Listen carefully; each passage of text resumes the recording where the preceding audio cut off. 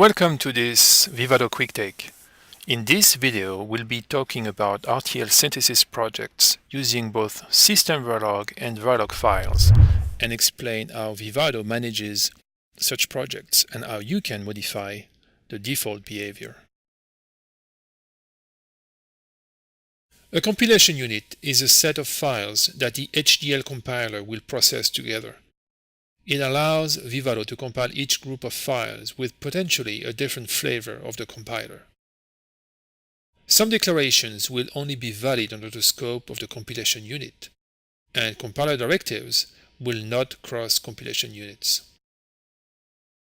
When using scripts, the curly braces will determine the compilation units. In the example on the slide, we created 3 compilation units through 3 separate read Verilog commands. So let's now run a demo to see this concept of compilation units in action.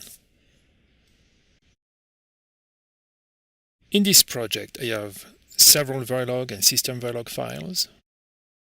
And as you can see, by default, the Vivado IDE made all my Verilog file be Verilog and all my system Verilog be system Verilog, creating 2 distinct compilation units for Verilog and system Verilog. And I am able to check the type that was assigned from the UI by clicking on the file property. Now for this test case, let's run synthesis. So in this particular setup, I am getting an error. And there is a function, a Verilog or system Verilog function, that's being called out in each compilation unit by the Verilog and by the system Verilog. And despite having a compiler directive to prevent a double definition of that function, since the compiler directive did not cross the compilation units, it was not taken into account by both of the compilation unit and implied the double definition of that function.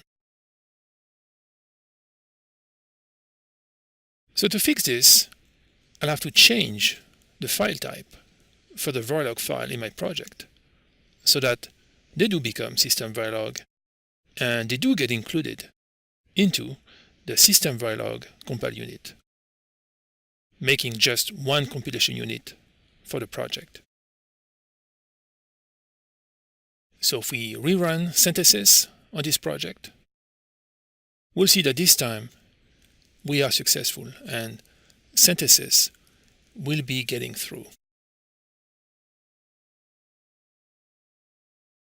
The compilation has finished. Now we are going to open the synthesized design. And we can see that effectively the logic was created as intended.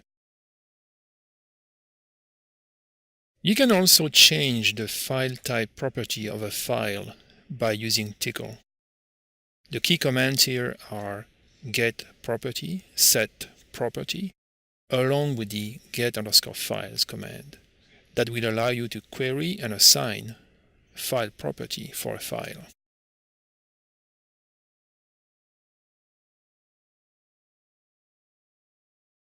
To summarize, a mix of RTL files, Verilog and system Verilog in your project will imply the creation of separate compilation units.